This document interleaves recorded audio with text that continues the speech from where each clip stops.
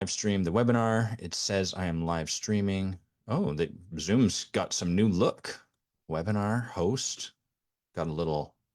It's like you guys can't see it because uh you're not the host, but like it's beaming live signals directly into outer space for posterity. Okay, let's start the way we often do. We've got this battle tea. Oh, I'm going to pour some tea onto my jeans, but I'm also going to pour it mostly into this tiger mug. Ooh, that's heavy.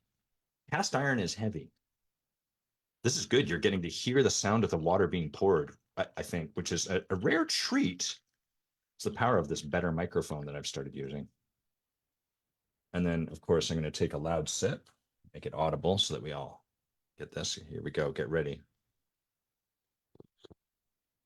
Mmm. Oh, that's authenticity.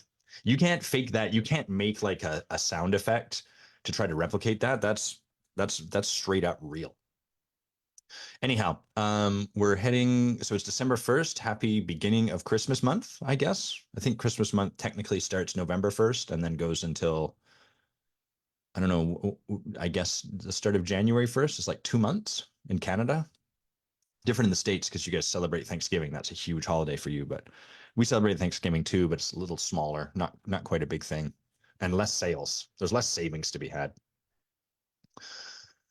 Anyhow, let's see. What do I want to share before we get to our guest? There's a couple things that I had listed here. I'm fresh back from working in Costa Rica, so I was down at Rythmia working, as was Bay, the last week, and it was cool. We worked with the teacher of our teachers, a man named Taito Juanito, who is kind of the holder of the lineage of medicine that we train in, that we work with, the Yahe medicine. So an incredibly powerful man, a man very, very, very deep in his work, and also a lunatic.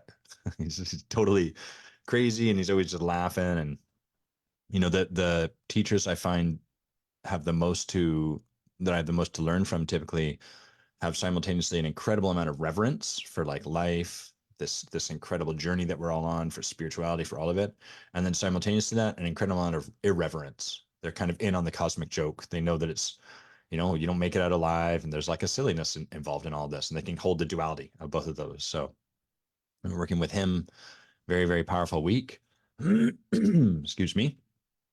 And also, some of my other teachers were back that I haven't gotten to see for quite some time. One of which had just finished, or maybe finished like in the last month, a long vision fast that she was working through, and so it was cool. There's like a lot that I'm kind of integrating on the heels of that this coming week and probably the weeks to come. So there's two things that I want to share before we get to our guest that have been present for me. The first is um, I want to share a little bit about kind of a process I'm in around Street Fighter, or rather Street Fighter is the thing, Street Fighter, the video game that I really love playing, is kind of the catalyst for this, but this applies in many, many, many, many different areas. And so as I've been working to improve my game, I've been putting a lot of thought on the process of learning itself. And so with anything, there's like the skills you must learn. Like if you wanted to learn soccer, then you have to learn how to kick the ball, and you have to learn how to kick it high, kick it low. You have to learn how to trap it, meaning like if the ball comes at you, you can stop the ball with your foot, all of that sort of stuff. So that's like the specifics that you must learn. But then there's like a substrate below that. There's a level below that where we are like in the process of learning itself. Never mind the stuff that we're learning, just the actual process of learning, period, the generalized process. And so as I've been working with Street Fighter, I've been like thinking a lot about that underlying process and noticing myself in it and studying myself. Like, how is this going? And I'll notice, like I'll get into these moments of like bursts of inspiration. I'm learning something, I'm excited, I'm putting it into practice, and then moments where it feels like I can't do anything right at all, and I get frustrated, and plateaus where it just feels kind of mundane and stuck, and oh my God, nothing's happening, and then dips and all of that sort of stuff. And all of that, as I think all of us can relate to, it's like an inherent part of the learning process. But I've been bringing a lot of curiosity to that process. And one of the things that's come out of that is kind of like two parts, I guess. This will be a little meandering, so thanks for hanging in there. The first is as I've been doing that, I've started to feel like, boy, I think that there's like an essay or an article for me to write here just about the process of learning itself. And I sat down to write it, and it was just like sprawling. It's just like so I had so much to write, and none of it really, it didn't tie in very well. And I was like, I don't know where this is going. So I stopped. I got frustrated. I stopped. And I was like, okay, maybe I need to like frame it through this. And so I started to frame it through this idea of like the four kind of stages of learning. These stages are initially by, I think, a behavioral economist. You start with unconscious incompetence, which is where you don't even know what you don't know. You're oblivious to what you're doing wrong. And then conscious incompetence, which is where you're aware of what you should be doing and the fact that you're not doing it. And then the next stage is conscious competence. So that's where you're like, at this stage, I know I need to do this. And then you consciously have to make yourself do it. And then the final stage is unconscious competence, which is you no longer have to consciously think of the thing to do. It just happens. It's become naturally a part of you. So I was trying to write along that line. And that started to feel like heavy too. I started to feel like, oh my God, I'm writing a lot. And I don't know that I'm actually yet getting at the point I'm making. If for anyone who writes, it was sort of like this point where I felt like I was doing a ton of prefacing, like laying out all the stuff so I could eventually say the point I wanted to make. And like, I don't think that that's how this is meant to feel for me. Just intuitively, I felt that way. And so where I ended up was like I stopped and I asked myself, what do I really want to say? Like, what's the most important thing I want to share here? And where I ended up was like, okay, that's the only thing I need to share. I don't need to make this about like the broad arc of learning in general. I can just share the one thing. And the one thing that I arrived at that I want to share is this. As I'm playing this game, but this applies to anything, there's sort of like moments in the gameplay where I know I want to do a particular thing. In this game, it's called a drive impact, or like you think of like a counter attack of some sort. If my opponent does X, then I know I want to do Y. And what happens is I'm playing this game and my opponent does X, and then I just sit there kind of with my jaw slack, watching as he does X and plows me into the wall, and then I die. And I'm like, ugh, this sucks. Because I know that what I really want to do there is as soon as I see X, I want to do Y. And so as I've sat there and played these games and practiced, it's been very frustrating because I consciously am aware of what I want to do, but I'm hopelessly unable to do it. So this is that conscious incompetence stage. I'm witnessing the fact that I can't seem to do this. And as I studied myself, what I notice is that there's a part of me that gets very frustrated by that. There's a part of me that's like, I'm not learning, I'm not growing. I should be moving farther along. I should be able to deal with this. How is this still happening? That incessant chatter that's always there. It's always right there, ready for you to engage with it if you want, or at least me. And where I've come to is like a kind of a growing degree of grace with myself and my process. And what that position of grace says is actually simply noticing that spot exists, noticing in my gameplay this moment when there's something else I want to do differently. That is growth. Because prior to this, I wasn't even aware that moment existed. That there was no clearing for me to do anything different because I wasn't even aware. I had no consciousness of this point in time where I wanted to do something different. And so I would just blunder through and then at the end be like, I wonder why I kept dying. Well, it's because this happened, but I wasn't able to distinguish that. I had no consciousness of it. And so the moment when you start to realize there's something different you could be doing or that you want to be doing in whatever it is you're pursuing, that is a moment of growth. The hard part is we want to get like, we don't want our growth to look like an arc or like a movement through time. We want it to be like digital, discrete, where it's like, I didn't know how to do the thing. I thought about it. I decided I want to do the thing, and now I magically can do the thing. And we just want those 2 points to be like right beside each other in time, but they aren't. The way they work is that there's a process to get from here to there.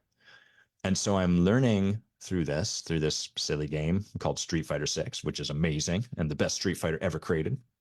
I'm learning through my practice and through my studying of myself to create more and more of these moments of grace. And what that allows for is it engenders me with a deeper level of trust in my own process. Because instead of having that moment happen and then relating to it as I'm not learning and I'm doing something wrong, instead I can start to really get like, no, no, no, I am learning. And in fact, what is happening is perfect. This is absolutely part of my process. I'm just a little impatient with it. I'm just a little impatient with my tempo and with my process, and I want to move through it faster.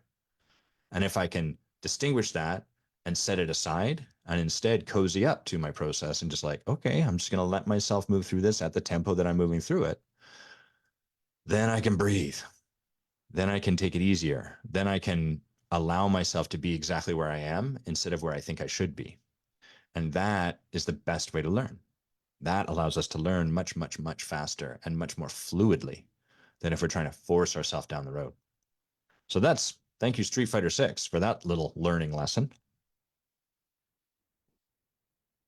That's been quite an interesting journey. Here's the second thing I want to share.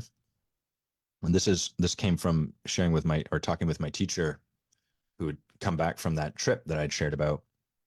And we were talking about addictions. And in the indigenous lineage, you could call it, that Bay and I learned from, the culture, the tradition speaks of this idea that everything has a spirit. There's a spirit to everything. There's a spirit to like tea. There's a spirit to fear. There's a spirit to paper. There's a spirit to fire. And what we mean when we say there's a spirit to it means like there's an energy, and that energy has like something about it which we can distinguish, as opposed to just being like it's this innate lifeless spiritless thing. It's just there, but there's nothing more to like. It's just a behavior, period, end of story. And so when she was sharing with us, like when we addictions also have a spirit to them. And for the most part, in most of our lives, our daily lives, whatever we do has a energetic exchange, almost like a payment of value. For example, if I want to go and date this beautiful woman that I see in the street, there's a payment I must make. And that payment is I have to ask, would you like to go out with me? I think you are beautiful. Do you want to go on a date? And that puts me at risk. There's a cost to doing so, right? I face rejection. I have to confront that rejection. I have to be willing to have whatever awkwardness shows up in the moment when I'm doing that particular thing that I've done. So that's the energetic payment. Likewise, when we go to work, we get paid money, and in exchange for that, we give our energy forward. We give our work into the space, so on and so forth. So you can almost think of it like spiritual capitalism. There's always an energetic exchange that happens. The spirit of addictions is that there is no payment. So the spirit of an addictive behavior is that you get the thing free of any payment for it. So for example, like it used to be pot was a big addiction for me. And what that provided was the thrill and novelty of life without having to like confront any of the fear that comes when we push into the unknown. So it'd be like I could stay comfortable in my home without having to like go out, without having to confront anything new, without having to push into the unknown, and like just eat dried toast and be like, oh my God, what delicious food. And like, oh, life is novel and exciting and blah, blah, blah, blah. So there's no payment that I have to pay. Or like the addiction of porn is sort of like you get all of the thrill and the promise of like sex without any of the payment, without any of the having to negotiate relationship to whatever extent relationship exists in that exchange for you. Even if it's just like a one night stand, there's a relationship there that you have to negotiate. With porn, all of that's off the table. You don't have to make that payment. And what she finished by saying is that so that's the spirit of addiction. But of course, there's always on some level a payment, no matter what. And so what happens is addiction, it it takes the payment from you in the form of like you becoming more and more wrapped into it. It makes you pay a toll, so to speak. And so then you just require more of it and more of it and more of it. You get addicted to that non-payment, and that becomes the payment. And so that to me was like, whoa, what a deep way to look at something that for the most part we kind of relate to as entirely behavioral. For the most part, we're just like, it's just an addiction. And all someone needs to do, because it's not our addiction, all someone needs to do is just stop doing it.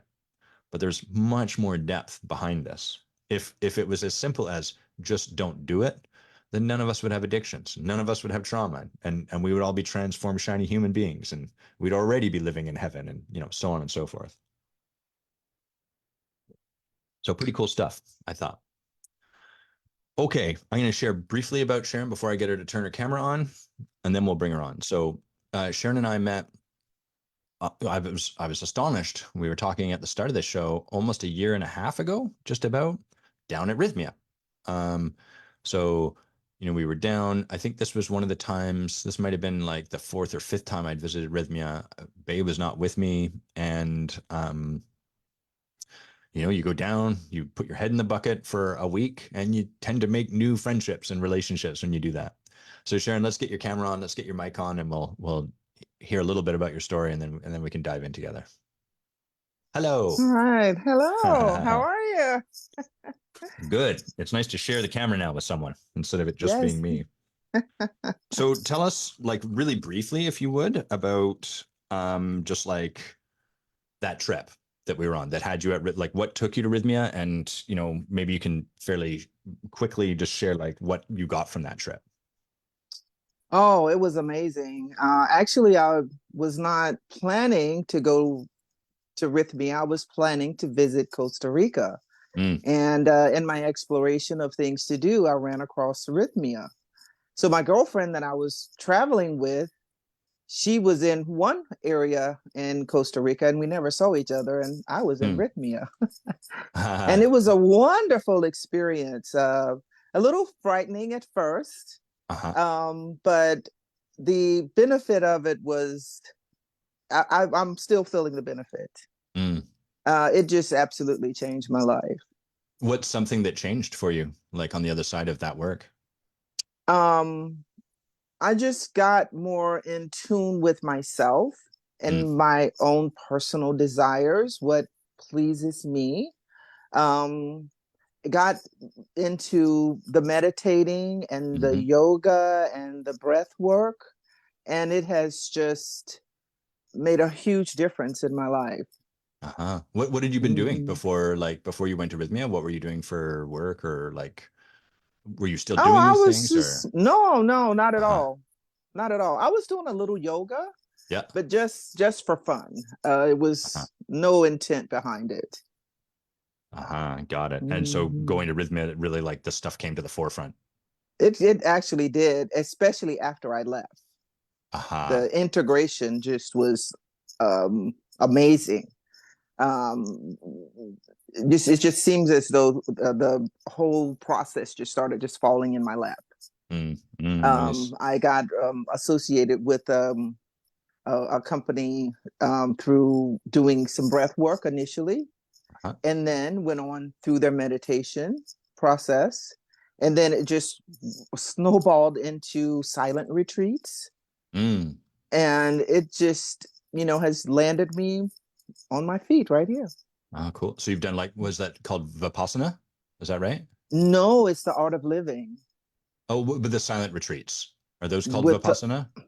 they're with the art of living. Oh, I see. Got that's with a particular Hmm. group. I see. Yes. And Hmm. what's the structure been like? How many days? What's that look like? That was 4 days. I Uh-huh. did it twice. I did an in-person retreat with Gurudev, the guru Hmm. for Art of Living. They just had a beautiful World Cultural Festival in Washington, D.C. I attended. Mm. It's a wonderful organization. But also, I did it. I did the silent retreat at home, which Mm. was a lot more intense. So because you didn't have the interaction with other people. Uh-huh. So yeah, it's very powerful. It was a 4 days. I think you asked me how long it was. It was Yeah, four yeah, days of yeah. no speaking, no phones, no internet, just going inside of self, meditating, and just taking their guidance. It was wonderful. No, Uh-huh. no meat. You get on that vegetarian Yeah. diet, and yeah. So was that challenging to like,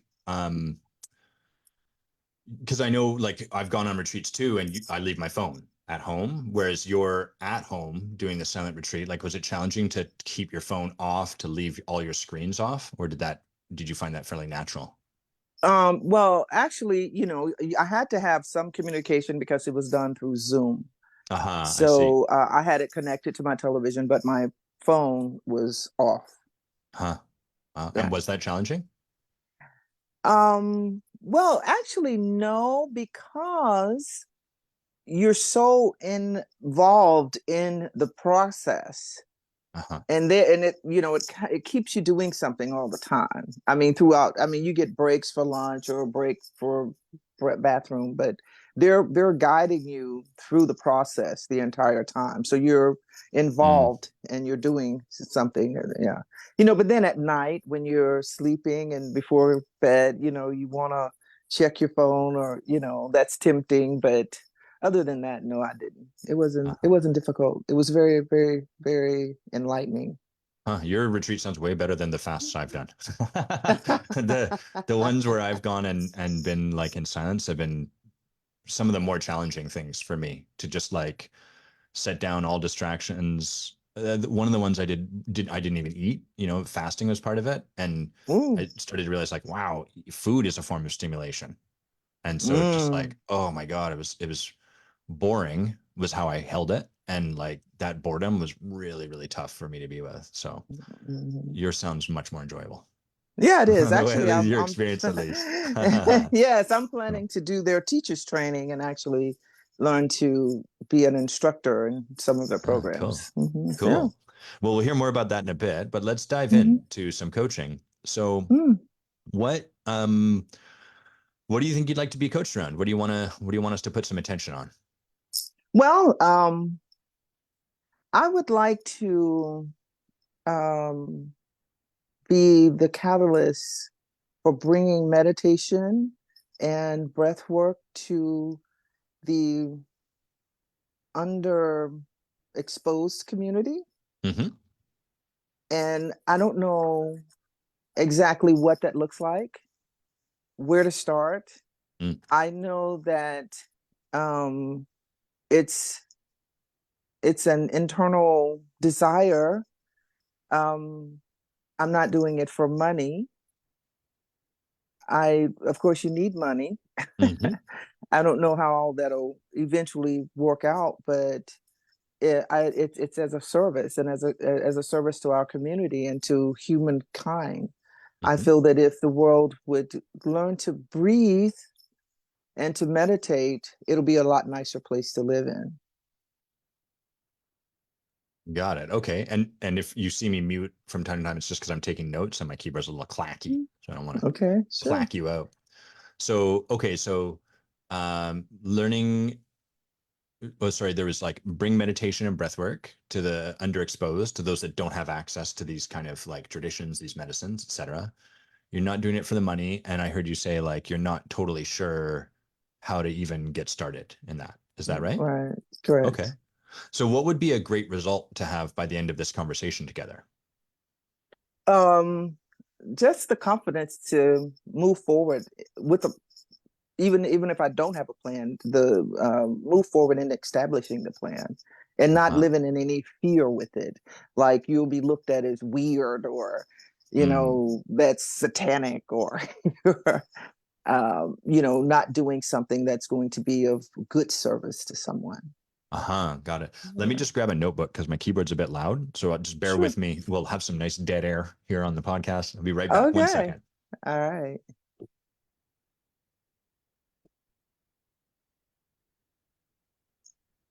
All righty. I'm gonna move Mhm. that over here. Everyone can hear this getting unzipped on the mic. They know it's legitimate. Okay. So I now you'll have to recall for me. So I heard like not being related to as like satanic or weird or that sort of stuff. Was that part of it? Right. Uh-huh. Because someone that have not been exposed to this type of environment, Mm-hmm. and I don't want to call it work because it's easy. It's not hard. You Mm-hmm. associate work with something that's hard, but who has not been exposed to it. I mean, people heard of it, but and they think it's something that they, don't know how to do, or Mm-hmm. they don't understand the benefit of it. Um, or they don't have time, or whatever their reasonings behind meditating. I think is something that I need to know how to overcome and learn to be able to answer that question, and they understand the Mm, importance of it. got it. Okay. And you said like where you'd like to end up in our conversation is like with the confidence to do so. That right? Right. Yes. So if that's where you want to end up, where would you, how would you describe where you are currently with regards to this and confidence? Where I am currently is I'm still feeling like I need to develop myself more. Okay. Like I need to know all the answers. Like I need to have it 100% stamped correct. Mm, Um, Instead of just learning to grow in the process. I'm constantly taking classes. I'm constantly involved in different methodologies. yeah. Um, you know, with the art of living, which is my main foundation Mhm. program. They offer this teachers program, so it's like, oh, if I could get in the teachers program and complete that, then I'll be confident. I'll know what I'm doing. Yeah. So I can tell you my personal experience, and maybe that would be inspiring to some, but to be able to reach the people and know the right thing to say to inspire them is um, where I am now, and that's where I feel like my need for coaching around that could help. Uh-huh. Yeah, yeah. Okay, so there's like with regards to your current confidence, there's like a need to develop, a need to know the answers, a need to like have like, you're talking about inspiring people. I'm imagining, and check my feet on this one, but I imagine it's almost like a need to like know how to speak to them in such a way that then they feel inspired and then they choose into this. Like, is that about accurate? Correct. And so that's what you're doing. Is that accurate? Like that's the stuff you're currently engaged in. Yes. How would you describe your, like on a scale of 1 to 10, what would you say your current confidence about like, bringing this to someone would be, sharing this medicine, this artwork with people would be?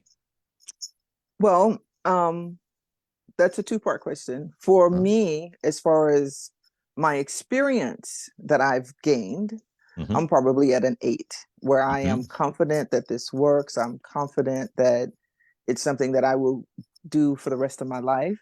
Um, as far as sharing it, Uh-huh. I'm probably at a 3. Uh-huh. And Although, yeah, please. yeah, I was just going to say, although I've actually connected with a beautiful community that embraces this medicine, embraces this work. And I'm doing my first actual meditation session next week, where I'm actually having some spiritual healers over, and we're going to, um, this is more of a healing for the healers. Mm-hmm. Uh-huh. Yeah. And So that is my first little icebreaker cool. Cool. there. So in terms of like you, how you relate to this work, like for yourself, you're an 8. You're like, I'm good, I feel good about myself, all of that. In terms of the confidence you're talking about wanting to arrive at, wanting to get to, you're currently feeling like around a 3. Is that accurate? Right. Uh-huh. Yes. So tell me, like, I want to hear the story that 3 on the scale of 1 to 10 for your confidence is speaking. Do you know what I mean by that? Yes. Well, Yeah. what it's saying to me is that it won't be accepted.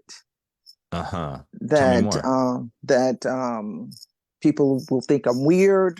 Mm-hmm. They'll want to separate themselves from me. Mm-hmm. Um, like because they don't understand it. Mm-hmm. Um,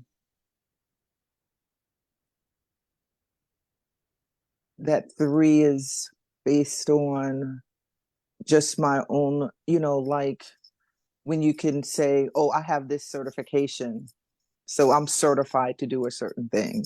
So that 3 is Hold on. Can you say that again lying or to me? Can you repeat like that, Sharon? having a certification in something or having a degree in something, or this is my, I've been trained to do this, having something that another person can value, because the world values paper. They value um, your ability to pay attention in class and get a degree in something, and then you become an expert, or you become okay to listen to in something, versus someone that teaches themselves and they have their own personal journey and experience to share. It kind of, weighs better when I can say, well, I've been trained Uh-huh. to do XYZ. Um, Although I feel I'm trained personally because I've experienced it. Um, Mm. so that's all around that three. Yeah. So That all falls into. there's almost like a paradox there where it's sort of like, on the one hand, I am trained. I do feel like I've got the training. On the other hand, the world values the paper certification. So therefore I need to get the paper certification. But Right. at the same time, I don't feel like I need it, but then I do feel like I need it. Like there's sort of a snake eating its own tail kind of thing there. Is that how that occurs? Correct. Uh-huh. Got it. Mm-hmm. So we've got like the internal story is kind of like, it won't be accepted. People will relate to it as weird. They'll separate themselves from me, or they won't understand. And that's kind of like the story that's operating. That, am I getting that right? Yes. Cool. And now that I've spelled that out or repeated that, is there anything else that that story is like speaking? Um, when you say to a person, I'm a spiritual healer, Uh-huh. they don't understand, they, think that's witchcraft. They Uh-huh. think that's some weird, crazy thing. What do you mean? What heal what, Uh-huh. Um, I say that's my aspiring role, is to Uh-huh. be a spiritual healer. I feel that like I said, I'm an eight. I'm an eight. I feel like I am, but I don't have the credentials to say that this is who you are. Mm-hmm. So Right. So that's like one more piece of the puzzle is I don't have the credentials and therefore they'll think I'm weird. They'll separate them, like, and so on and so forth. That accurate? right, correct. Got it. Okay. You are doing awesome work, Sharon. First of all, thanks for just like really, and I'm being really genuine here. The way our fear works is like the monster under the bed to a child, like what's the thing that the child will never ever do? They'll never look under the bed because that's how you get your face eaten. So they just don't look under the bed, and then that monster grows in power, like the boogeyman Right. from Ghostbusters. Yes. Um, and the thing for us to do is to like turn and put our head under the bed, and then we see, oh, it's just like boring floorboards, and holy crap, I need to dust. That's what happens when I look under the bed. Right. Dear God. And then the fear dissipates because we've looked at it. And so it can be difficult at times just for people to put voice to this, to put voice to that level 3 confidence. Because what we want to do is like try to pump ourselves up so we don't have to look at that. So I want to honor you for just speaking this into the space, this fear that's sort of like, they'll think I'm weird, blah, blah, blah. We're not done, but great work just being there. And I want to Thank speak to you. our audience for a sec just so they can see where we're going. Okay. Okay, sure. So remember, everyone, we've got 3 things we're kind of looking for before we start to really coach proper. First is, where is someone? The second is, where do they want to be? And then the third is, there's got to be a better finger I can use. The third is, what's the gap between those 2 things? So we've gotten clear on where Sharon wants to get to by the end of this conversation. We're getting an idea of like where she currently is, and this is pretty simple. It's like a 3 wants to be at a 10. And now we're starting to get clear, like, what's in the way? Well, there's some stories at play. And where we're going to start to look is like, how did those stories manifest themselves in her life, in her actions? What do they make happen? How do they affect her? So that's where we're going to start to look now. And before we go there, Sherry, who also was at Rythmia with us, just wrote, "I'm thrilled to see this, Sharon. You look gorgeous, ... glowing." She didn't say anything about me looking good. So great work over there. You're All showing me up. right, Sherry. Okay. So, okay, pretty understandable stories. Like there's a way people will kind of show up or anything or relate to you. And I'm curious, is that at all like a familiar experience? This concern that people might relate to you as weird or separate themselves from you or that they won't understand what you're up to or anything like that? Yeah, I feel that has been my experience with people. They become very, I read something once that said it's not what you do, it's what's in you. Uh-huh. So sometimes you don't recognize your own power, and people can relate to you and fear you or put you in a category because we want to categorize people. Mm-hmm. And It could sometimes not be positive.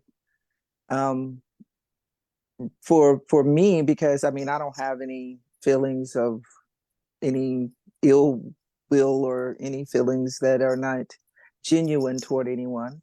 Um, and sometimes this power, I would say, that I have does not, people don't understand it, Mm. so they will shy away from it Uh-huh. instead of trying to embrace it because it Uh-huh. doesn't look like them. It's not what they're used to. They're used to whatever they're used to. Mhm. And, we all have our own unique ways of being. And I'm just very genuine with myself. And that does not always resonate with people. Uh-huh. So what's like an example of somewhere else in your life where this has shown up? Like another time where you've had something similar. Hmm. I had a situation with a friend that had an event, and I'm a trained floral. Um, I I have some paper on in the floral industry, so I Cool. know flowers very Uh-huh. well. And they wanted something done, and they didn't understand what they were asking for. Mm. Oh, I want this particular flower. Well, that particular flower is very expensive. Mm-hmm. Well, what is your budget?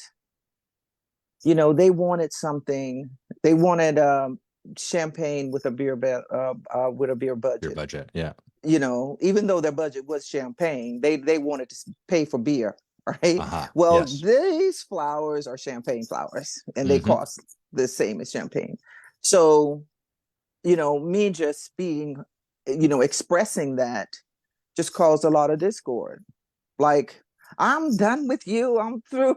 Mm. I'll get someone else to do it. And okay, so that genuine nature sometimes doesn't, even in a situation where it was just totally innocent and positive. I mean, I can't tell you, I can give you this particular item at a beer rate Mm-hmm. because I'm not going to pay for your item. I mean, even if I don't charge you anything, the beer rate would not pay for that item Uh-huh. because they didn't understand what they were asking for.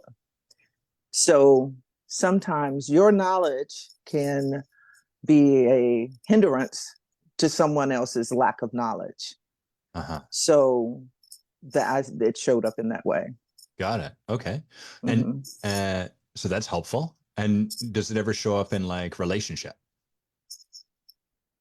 Um, yes, it'll show up and on a varying scale, Mm-hmm. where the person may be more experienced than me. So then I will be more submissive. Uh-huh. I will be more, adulting to them, What was that word you used? admiring, adulting and admiring to Uh-huh. them, um, because I want to maybe learn what they know Mm-hmm. and, be influenced by what they know. Uh-huh. And then on the other end, where if the person is not as knowledgeable as me, um, I still love them just the same, but I want to teach them what I know.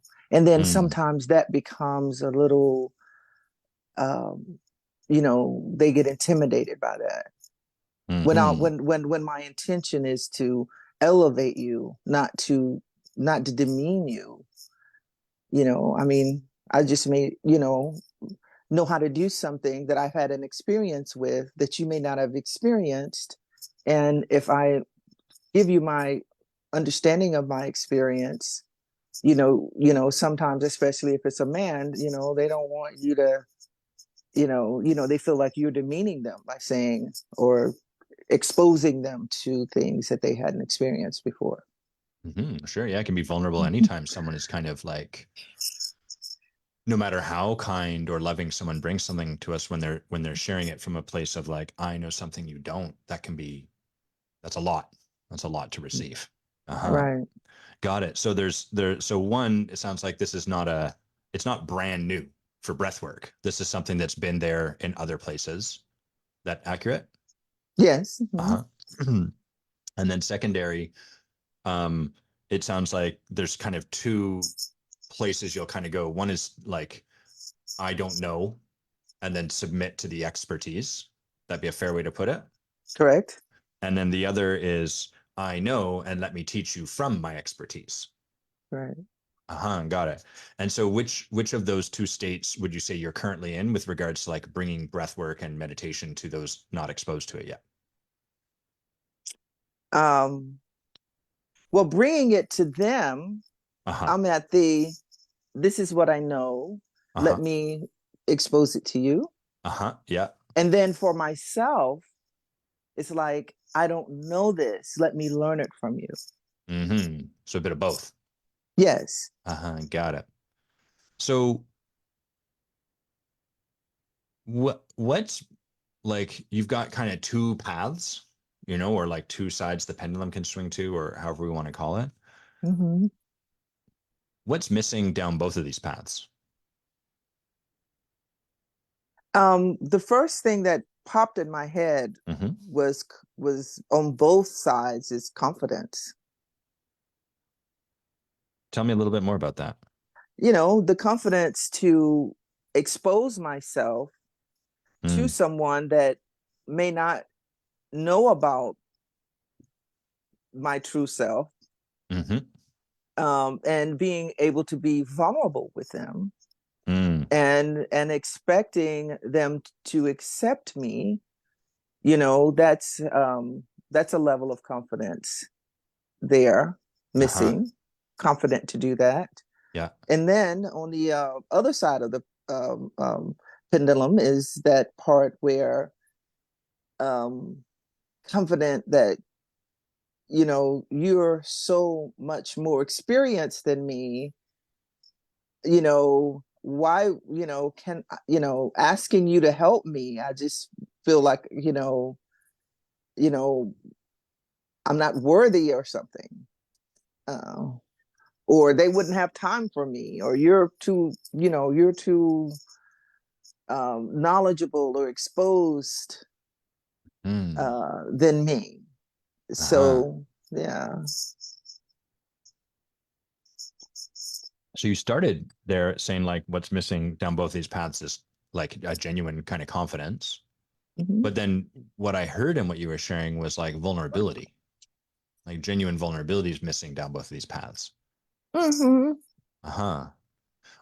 So what do you think would become available if vulnerability was like if you had the capacity to be vulnerable no matter what in either of these situations? What would that make available for you, do you think? Oh wow. It would give me the confidence to say whatever is so without expecting, and whatever the outcome is, Mm. not let it deter me.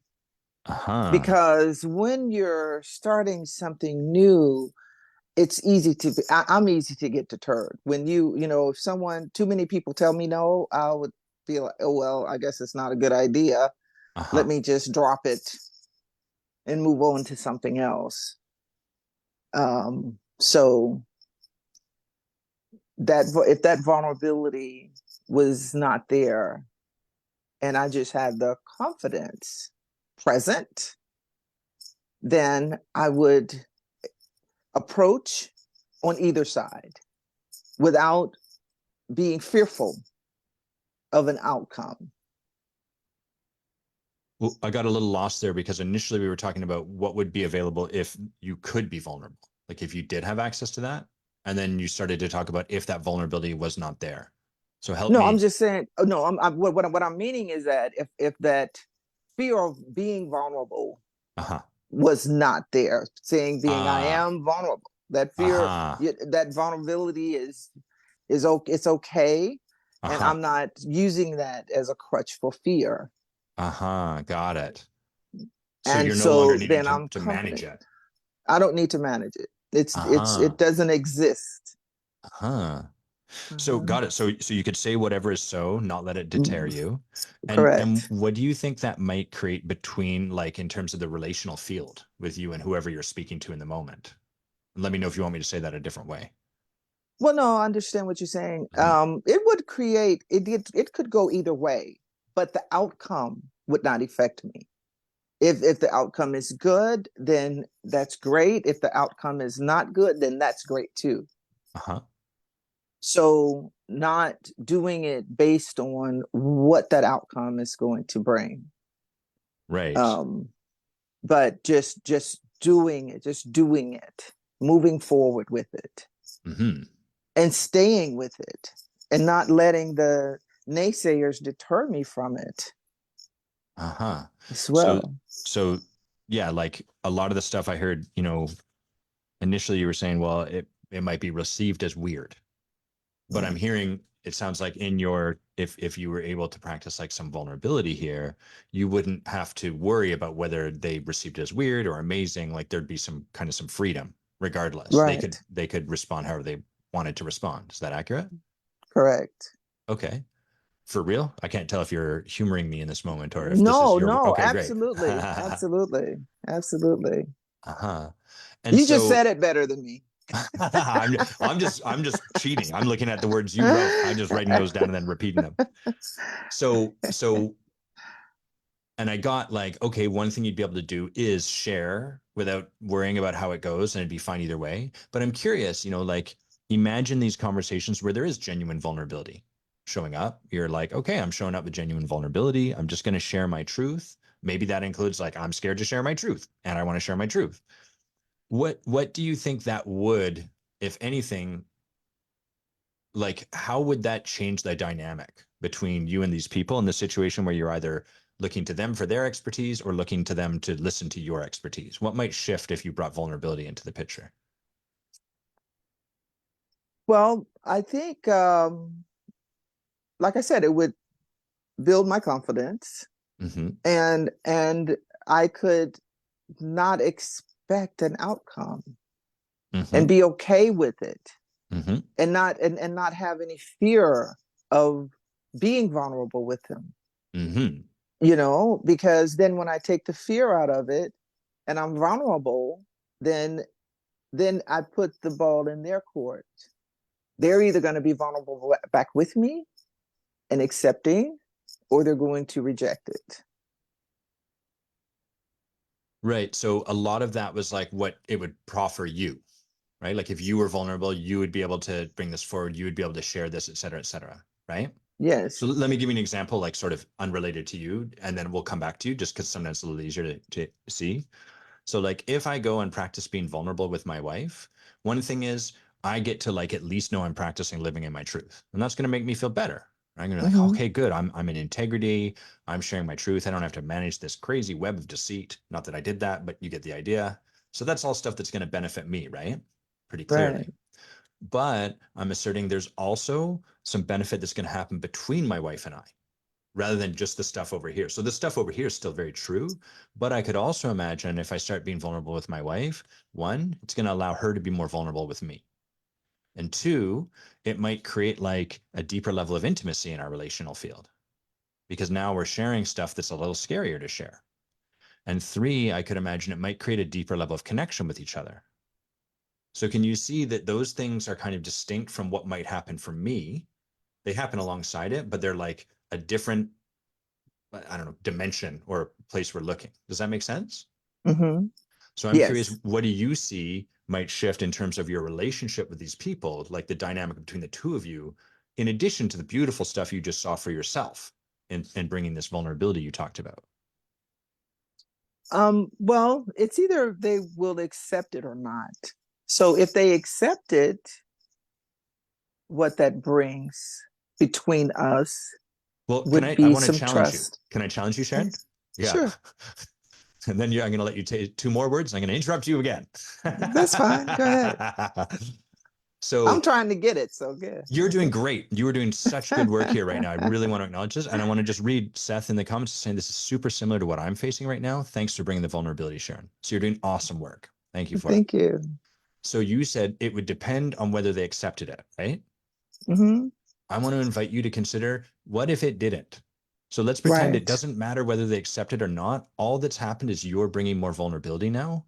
What might shift purely as a result of that, regardless of whether they accepted, rejected? What would be different because you're bringing vulnerability between the two of you?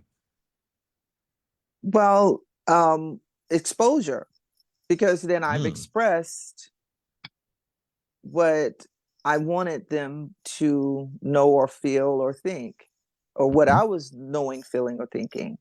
mm, Um, so I was able to express that to them. And that was that piece that I was saying, how they accept that would be on their end. So that's that piece, that little narrow piece is what this part of, oh, I need to know what I'm saying. I need to have the certifications. I need to know all the ins and outs so that when I am vulnerable and I say what I say to them, I will know what to say so that they would agree. mhm. Um, versus just going off the cuff with what I currently know, which is at a 3 to share. Uh-huh. Have you ever had someone kind of expose themselves vulnerably in the way you're describing? Have you ever had someone do that for you? Around this area or in No, just just in anything. general? Yeah, in general. Mm, yeah, I'm sure I have. Hmm. Okay. Yes. Hmm. And what happened internally for you when they did that? Um, I felt like, man, they must trust me. Ah, okay. You felt trusted. Hmm. What else? Um, it warmed my heart Mm. that they would share their vulnerabilities with me. Did I felt needed, mm, important. uh-huh. Hmm. Did that did them sharing that way, regardless of the content they shared, did it leave you feeling more open to them or more closed? Oh, much more open, Uh-huh. much more open, Got it. much And more open. do you find when people share with you that way, does it lead the way for you to feel like, does it kind of open the door for you to be a little more vulnerable or a little less? Oh, it opens the door for me to be very vulnerable back with them. Ah, got it. Hmm. Okay, great. So I just want to read back to you as I hastily scrawl my notes here. So I'm just going to walk us how we got here. So initially we were looking at like, what's showing up a little bit with the breath work is that there's like this story, so to speak, about like, I don't have the confidence or I'm not there yet and I need more confidence. And we've been looking at like, okay, is that a familiar place? We want to see, is it brand new here? And it turns out, no, you've been in situations like this before, right? And the sort of go-to solution in these situations is one of two. It's seek out more expertise until you have the expertise. And then it's sort of like, now I can convey the expertise to you, right? Now I am Right, the expert, so to speak. And what we were looking through the lens of was, well, what's missing down both of those paths? Like what might be unavailable down either of those paths if that wasn't the whole solution? And what you saw was sort of like confidence. And as we explored that, it came to like this point of like vulnerability. Like, oh, there's a degree to which you're kind of protected a bit in that. right. Yeah. And as we looked into vulnerability, you said, well, I could say whatever is there for me to say and not let how it's received or anything deter me. Like I could just like expose myself a little bit. And I heard for you, that would allow you to like, one, have some courage that might otherwise be a Mhm. bit challenging to reach for. You know, you might be able to share this stuff, allow it to go forward.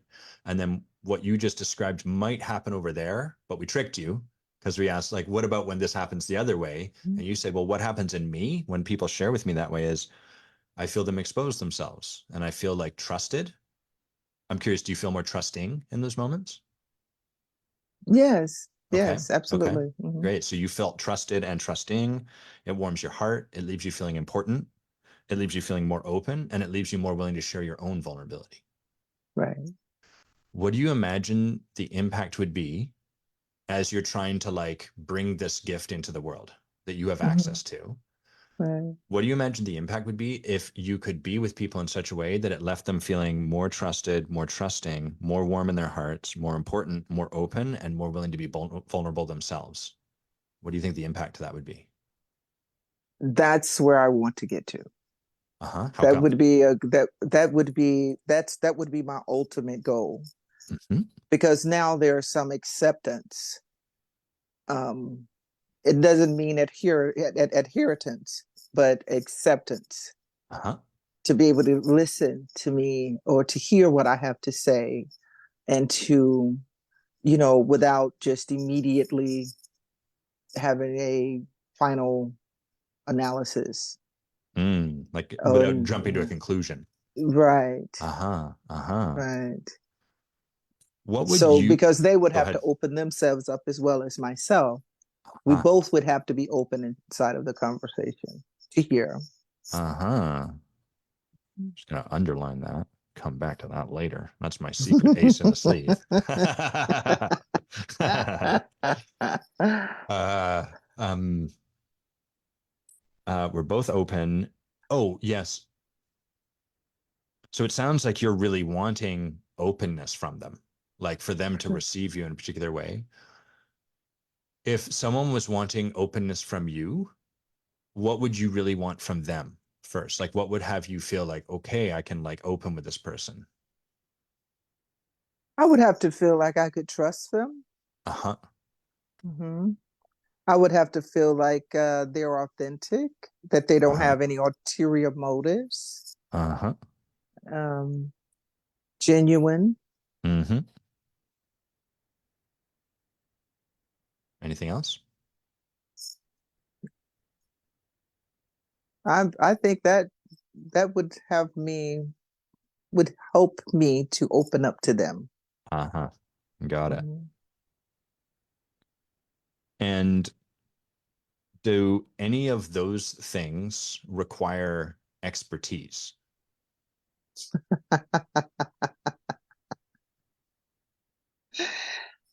No. Hmm. So tell me about what you saw just then. You are good. I just saw that um, what I'm actually requiring does not require to be an expert. What I desire does not require to be an expert. Mm. Can you say a little bit more? Because if I could be vulnerable and have others be vulnerable with me, and they be willing to um, listen to what I have to offer them with a open heart, then um, my mission is complete. Mhm. I don't have to be an expert at it, because I could just share my story with them. Uh, Yeah. uh-huh. And they could gather what they gather from what I have experienced, and use my own personal experience and not the certification experience. Yeah. Not that certification's bad. You know, No, like I have a certification in what I do. No one ever cares about it, but it was important to me. You know, I care about mastery right, in this craft, this lineage of medicine I hold, but no one else does. It's not Right. that certification's bad, but I love what you're seeing. It doesn't matter that I love it, but like I honor what you're seeing, which is sort of like the part that's chasing after the paper because you think it's important. It sounds like you're starting to see like, oh, actually, that's not the crux of this. Right. Uh-huh. It's not required, but Mm-hmm. it's just that this world is set up around paper, and people introduce themselves as Dr. Sharon Lavant, doctor, Mm-hmm. or I am a whatever my paper is, Uh-huh. versus I am just Sharon, and Uh-huh. I can share this with you. Uh-huh. So I just want to look at one more piece here. So I heard like a big part of this is both of you being open. Like that sounds like there's a real clearing when that gets created. So what would that look like if you were practicing being open and someone did think this was weird? I don't think it would get very far. I don't think I would probably they would probably shut me down very quickly if they weren't being vulnerable.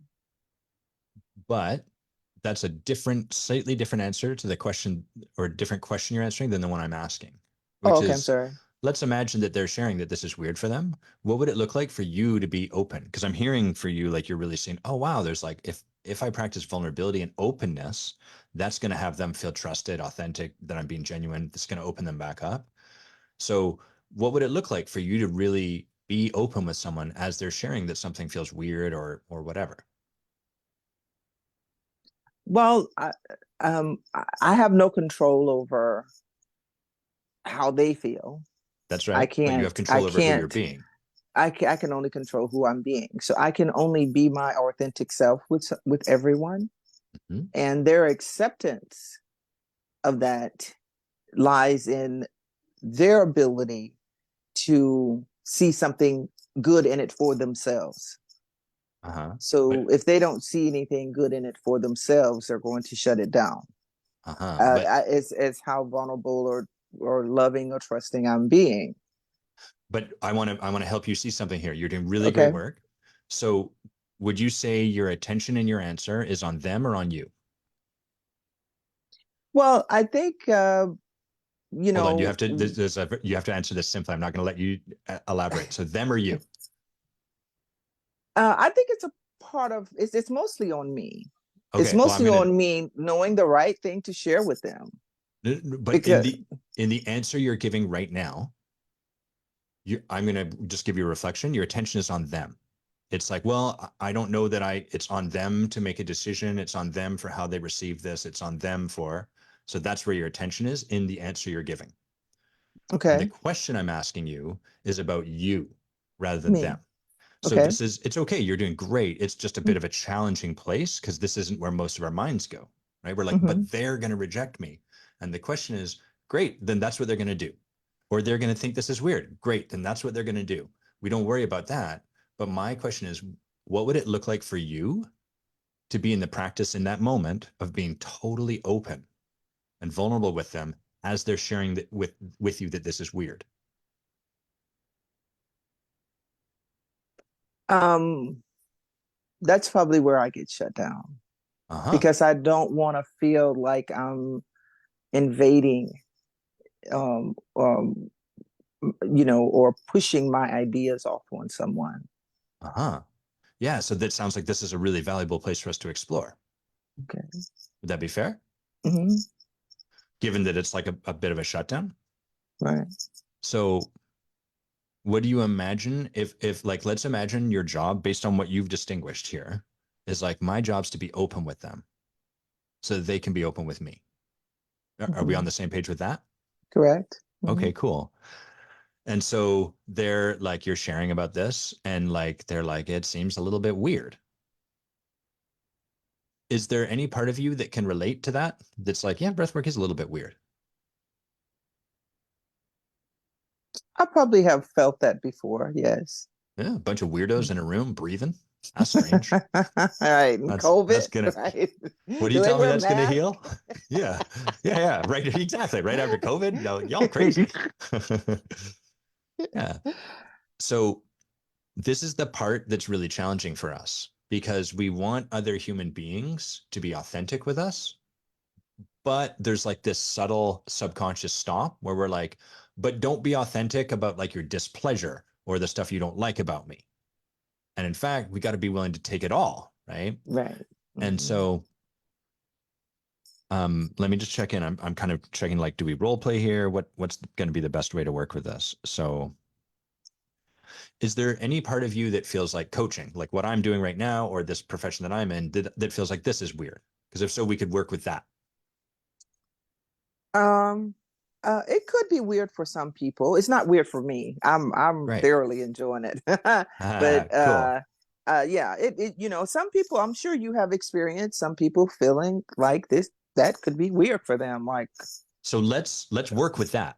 So okay, would you be willing to pretend you're one of those people? that Thinks I'm weird with coaching coaching is or weird. breathwork is Okay, weird. Yeah. And I'm okay, going to be, what I'm going to model here is being totally open to that okay, while still believing in the power of coaching. That makes sense? okay, all right. Okay. So Sharon, I want to tell you like this coaching thing has really changed my life. Like it's really made a difference for me. And if you're interested, I'd love to share a little bit more about it.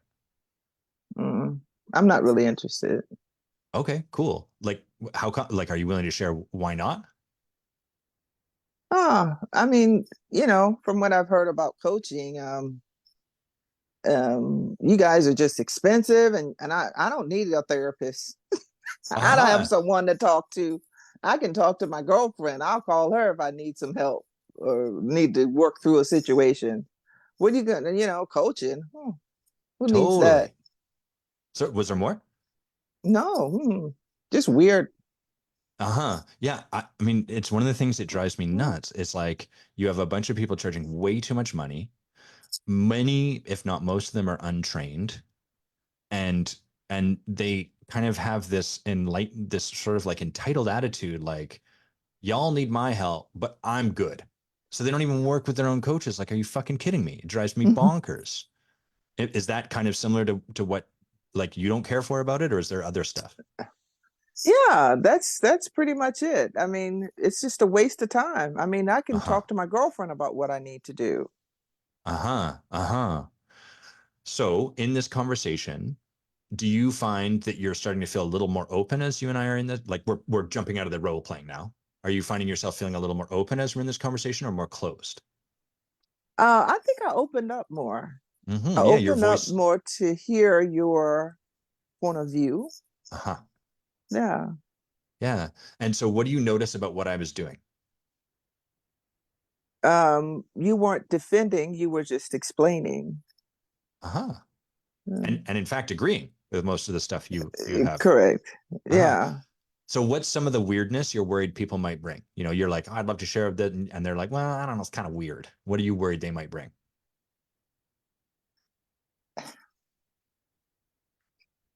Just to outcast me as a weirdo, Uh-huh. and not explore the benefits at all. Like But shut me down.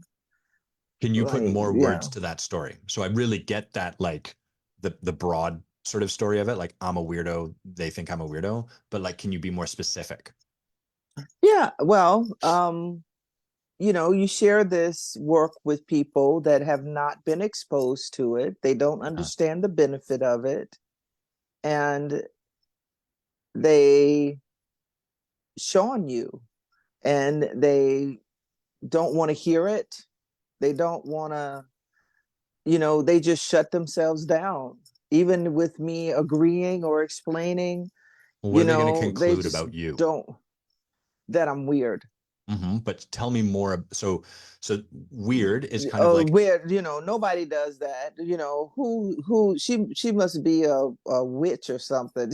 right? Yeah, She which, must be what is she talking about? No one does that. uh-huh. Especially in our African American community. Who does that?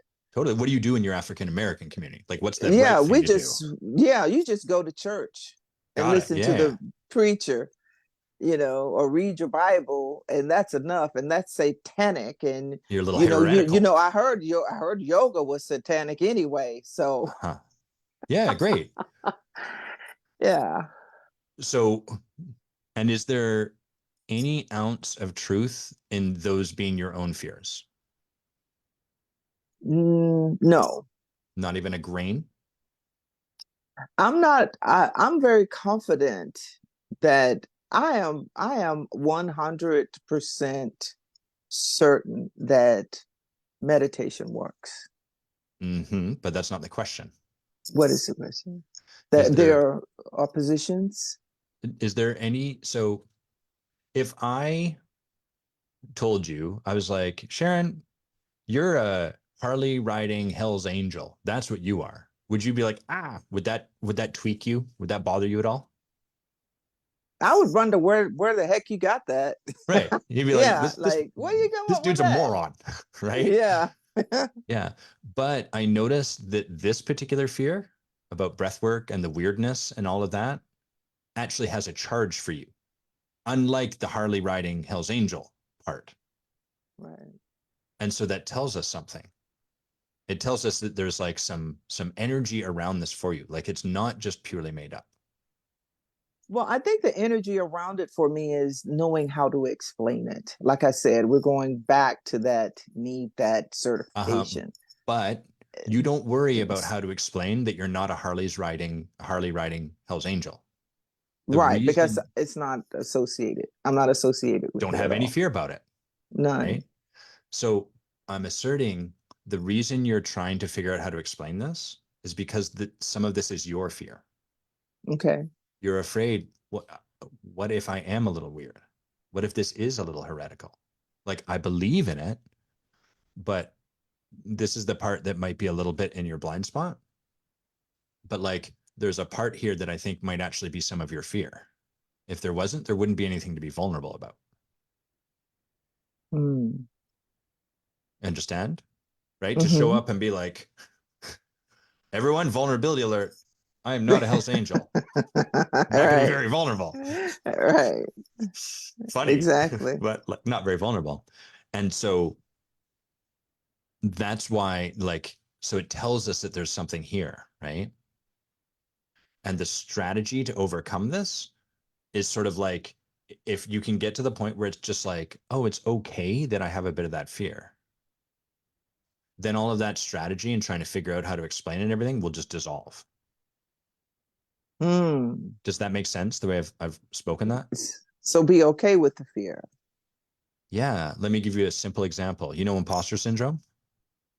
I've never heard of it. Are you serious right now?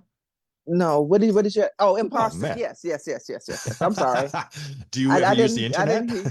didn't hear. No, I'm sorry. I didn't understand what you said. Okay, I got You're it. all good. Yeah, You're all good. it So, didn't imposter register. syndrome, I'm Uh-huh. going to speak and people are going to think I'm dumb or I don't have the answer, right? Or I'm going to Right. look stupid.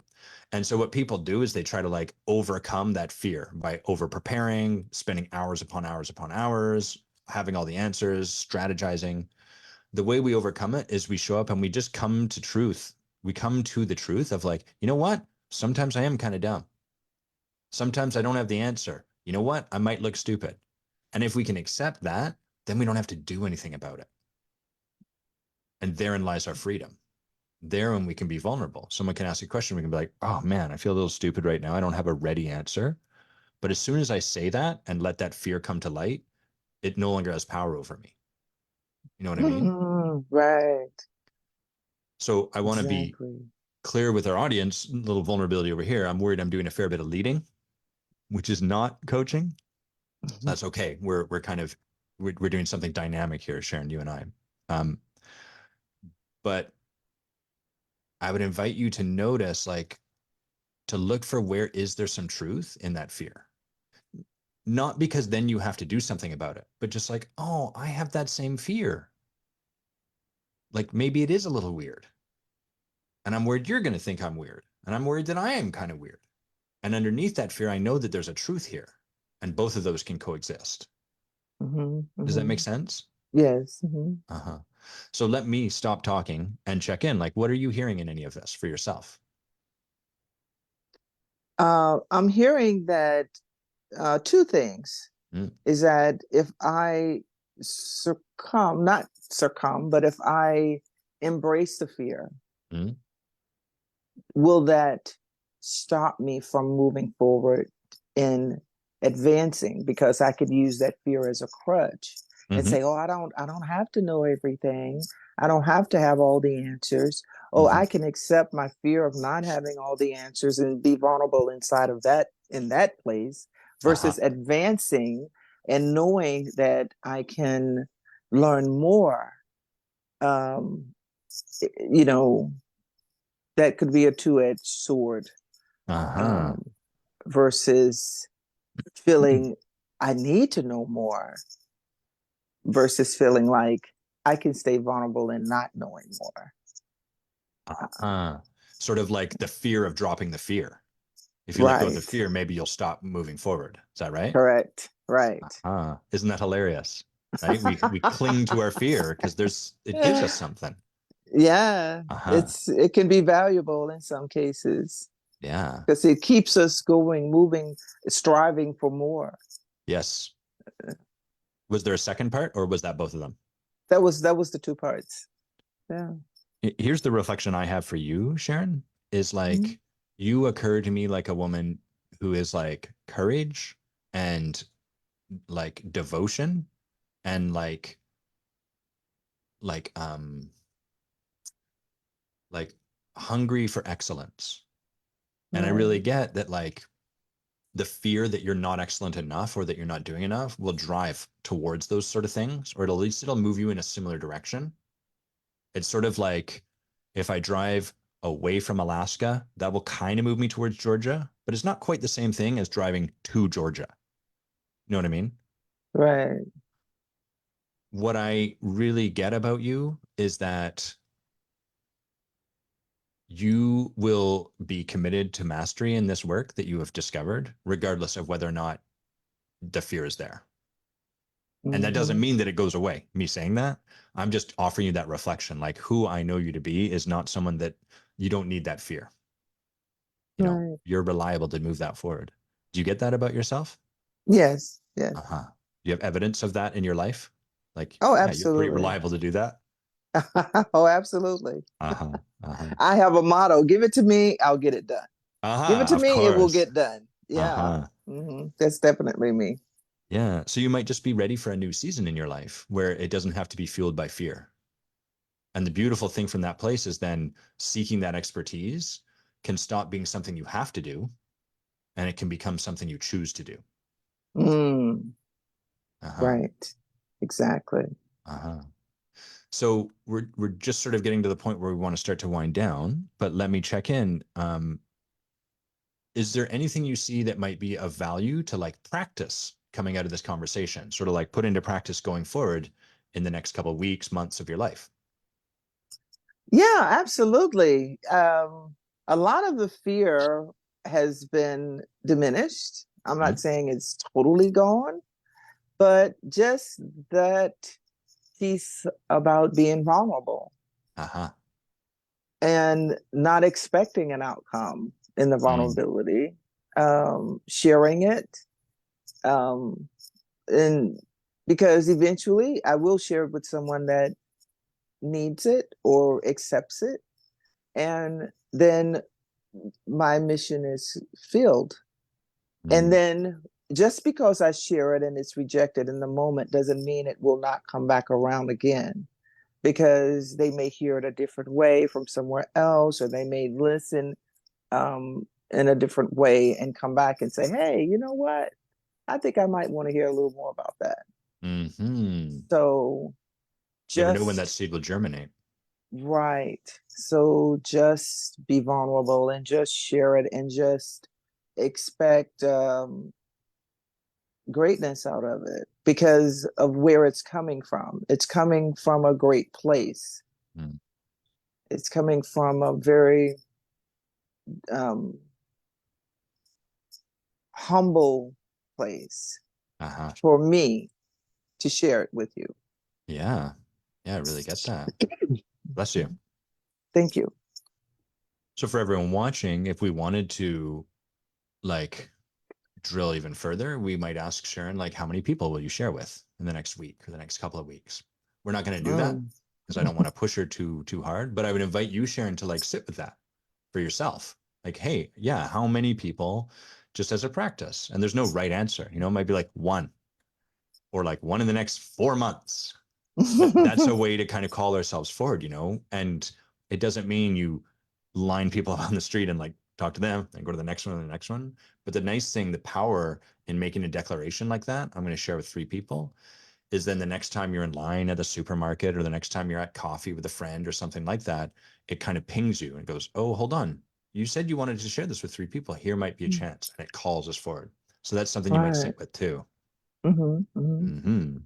Is there a number that's coming to Very mind in this good. moment that you'd like to share, or do you want to take that offline? Ah, well, you know, like I said, I want to share this with a large community, Uh-huh. lots of people, and because I feel like it will change the world. Uh-huh. It'll make the world a nicer place to live in. Uh-huh. Um, and there's lots of organizations out there that's has that motto and are doing that. Our individual, the people that we come in contact with on a regular basis, you know, sometimes can be the most difficult people because they know you from whatever they know you from, and Indeed. they already have you in this box that you're a florist or you're whatever you are. Um, so to awaken the new self to the people around me, I feel have been the most challenging. So it's a lot easier for me to talk to someone that hadn't known me Mm-hmm. because this is what they know of me. They know me as a spiritual healer, a meditator, a yogi, whatever they want to label me. So that place is a different place and a different way of sharing than with those people that have known me for a long time. Well, may I give you one last reflection before we wind down? Please, yes. So the question I asked you was, would you like to declare a number of people? You saw I avoided that, right? Hey, you got it. You see, you're such a fast learner. And you explained why you couldn't. So it's totally Right. fine. We're not going to push on this because we're at time and stuff, but I would invite you to just notice, oh, there's some discomfort with that. And that's why setting a number might be really powerful for you, even if it's just one. Hey, I'm going to share this with one person that already knows me, just to start to like, and anytime we feel that, I don't like that. Anytime we feel that here's a really compelling story for why not, that's where the growth is. It's down that Okay. path. The paths where we're like, yeah, I'll do that, no problem. I'll share with like some rando at McDonald's who's just gonna write me off anyhow. It's fine, it's not bad, but it's like, oh, there's not the edge there, and thus there's probably not the growth available as well. There's not going to be the same Mm. amount of transformation. So, um, anything you want to say before we wind down here to have this feel complete? I'm going to shift to acknowledging you and we'll do a debrief, but like just in terms of this coaching conversation we're in, Sharon, anything outstanding for you to have this feel complete? I am honored to have been here today with you. Mm, It has been very, very informative and useful for me. It has given me the courage to move forward, that I'm not weird, that I mm, can make a difference in the world, and this is what we are all called to do, mm, and to embrace that and not be fearful of the rejection. mm. So I'm grateful for this time. So I all of that came from this conversation. Oh, All that fear that I walked in here with, I don't have right now. uh-huh. Yeah. I still have some of it, I but was going to say until all we of ask you it. to choose a number of Yeah. people. Right. But yeah, absolutely. My confidence level is much higher than it was when we started. And Uh-huh. I feel like I can go ahead and move forward with this, um, even afraid. Mm-hmm, Do it mm-hmm. anyway. Do it Beautiful. anyway. Yeah. So let me speak to our audience briefly, and then I want to finish by acknowledging you, Sharon, and then we'll do a bit of a debrief. Okay. So for everyone Yeah. listening, the temptation or the desire or the skepticism, all of which may show up, are sort of like either like, oh, this is amazing. Sharon's going to go out and do it all, and she's no longer got any fear. It's going to be incredible. Or the skepticism would be the other side of that. Yeah, it's just one conversation, but she still has to go out into her life and do this stuff, and then her fear is going to show up again, and blah blah blah blah. And that's totally okay.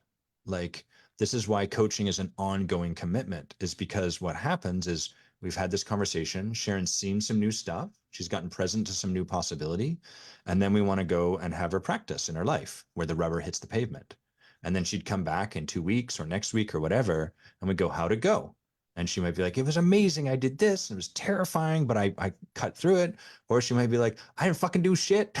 I thought about it. It was terrifying. I think this is a horrible idea. I'm not going to do it. And either way, we welcome that. We go, great. And then we support her to continue to learning about her process. And so it might be like, oh, you just need some more structure, or there's another conversation to have, or whatever it happens to be. So this isn't sort of like a one and done, the miracle is complete. Oh, punch my microphone there. It's not a one and done, the miracle is complete. It's an ongoing part of the process. And we're giving you insight into a snapshot of it. Right. Cool. Sharon, may I acknowledge you to finish up?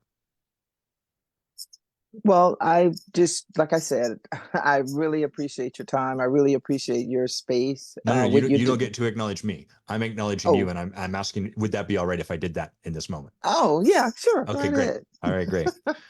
So the first thing I do want to acknowledge you for, Sharon, is that you're weird.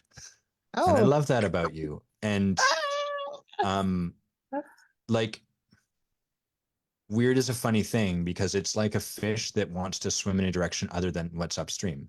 And when we do that, it's a little hard because we turn sideways and we get belted in the ribs by all these fish that are swimming in a particular right, direction. And what, for me, societally we call weirdness, I call integrity. It's the inner conviction of knowing that there's some truth here and that you don't want to let that truth die with you. And that requires tremendous courage. And so I really acknowledge you for your courage and your integrity and your internal knowing, like there's some magic here. And for being in a process where you're like learning to like partner with your fear, not squash it so it never shows up, but also not let it completely rule your life. And that's a really sacred, really challenging process that is not free. There's a payment, a spiritual payment, like I was saying at the start of this conversation. And so I honor you for being engaged in that process, because it is so, so, so, so much easier to just be like, fuck it. You know what? Let's just arrange flowers. Not that that's not cool, but like, let's just do that, put our head down, just go along with what people are saying, and like maybe next lifetime or whatever. And here you are, courageously being in these conversations, learning your own art of mastery, bringing it to people in the face of your own fear, because there's possibility to do this on the other side of that. Beautiful, beautiful right. work today. Thank you. It was my pleasure. So let's do like just a very brief debrief, because otherwise my bladder will explode and that'll be a different kind of debrief. So anything that surprised you or that you just noticed about this process that we've just walked through together? um, I feel this process can be applied to a lot of different situations. Mm, So whatever a person is dealing with, or have their fears around, or have some vulnerability issues around, they could use this process to overcome them. mm-hmm. Yeah. So it's very, very useful. Yeah, it's a really beautiful, like, I mean, to me, what I call ontological coaching, which is coaching when we're looking at who someone's being rather than just what they're doing, is really beautiful because it's the same process we go through with ayahuasca, which you and I have both done. You know the power of that work, and it's really like getting to see the way we're showing up in the moment, and then sort of like checking ourselves. And what I love Right. so much is like, I'll bring something to my coach, who's an amazing woman, and I'll be like, oh, this is happening, blah, blah, blah. And she'll just somehow sneak in a question like, "Oh, and does that happen anywhere else in your life?" And I'm like, "No, except here, and also there, and also those other 28 places." And like, it's beautiful. Everywhere we go, there we are, and we get this chance to Right. see ourselves and do work with it. Uh-huh. Cool. Anything you want to share about yourself? Like, where do people find more about you? Are you sharing about your journey with meditation and breath work? Or do you share about your floral arrangement journey? Like, anything you want people to know about you or you want to share? Okay, well, I am um, a spiritual healer. Is Mm, what I am on a journey to be, or I am being that. hmm I don't, Sharon Lavant at gmail.com is my contact information. Uh-huh. Um, I would like to encourage anyone that have not explored meditation and breath work and yoga to take it on, to Mm, sample it, to try it. Um, I will be more than happy to assist you however I can. Um, but it will change your life. It'll give you a new way of believing in yourself and the things that you want. So I encourage you to look into that. mm. Um, Ayahuasca is another story. I truly believe you need to be called to that. It's not Uh-huh. a joke. You don't want to play with it. So Uh-huh. it was a beautiful experience for me. And I will be doing it again when I'm called again. But you know, start your journey. It'll land and lead you where you should go. Uh-huh. Yes. That's a beautiful thing, isn't it? Mm-hmm. Breathwork is such a fascinating modality because like the I think people, because we breathe constantly, we take it for granted and we have no awareness of just how potent, like altering our breath and really being in a guided structure can be. But like for everyone listening, it's really miraculous what can come It forward. It is. like you'll be floored at how powerful like a really potent breathwork experience can be and how available Oh, it yeah. is. Hmm. It's I mean, incredible. they said it's close to an ayahuasca experience. I've Very I've much had so. those experiences in Yeah. my meditation and in my breath work. I've had having have had an ayahuasca experience. I Uh-huh. know what that feels like. Yeah. So I Yeah. have experienced forms of that in my breath work and meditation. So Mhm. it's good. Nice. Do you do any like guided meditations or breathwork online? Is that something you're doing yet? Well, that's another goal of mine is to set Uh-huh. up a full line of meditation videos or podcast or recordings that people can sit and listen to. That's a part of my journey, Cool. which It's is coming to down the come. line. It's coming Uh-huh. down the line. Cool. Cool. So keep an eye Yeah, on Sharon. it's Yeah, you'll see there's more stuff. And you're comfortable if people want to reach out if they have questions about this or anything, you're happy to have them sure, reach out. absolutely, SharonLavant absolutely. at gmail.com. Is that right? That's it. Cool. SharonLavant at gmail.com. Nice. Cool. Sharon, thank you so much for being with My us. pleasure. Thank Everyone you. who tuned in, thank you for like being here. Seth, Sherry, great to see you guys show up in the comments. Everyone listening on the podcast after the fact, thank you, thank you, thank you. If you have like particular questions around anything that happens during these conversations, these coaching conversations, I'd love to hear them because it's the water I swim in. And so it's really beneficial if even if there are objections or like skepticism, that's super helpful because we want to bring that forward. One, to model the openness that Sharon and I have been talking about, but two, because it's so rich, most of our learning exists in our yeah, but what abouts. So bring those forward, share them with me, email me if you like. And hope you enjoyed this episode, and we will catch you next time. Have a great weekend. Later, everyone. Adios. Bye. And then where do I end this thing? Stop live stream. Oh, I do it here, I think. Oh my goodness. What do I do? I'm a disaster, Sharon.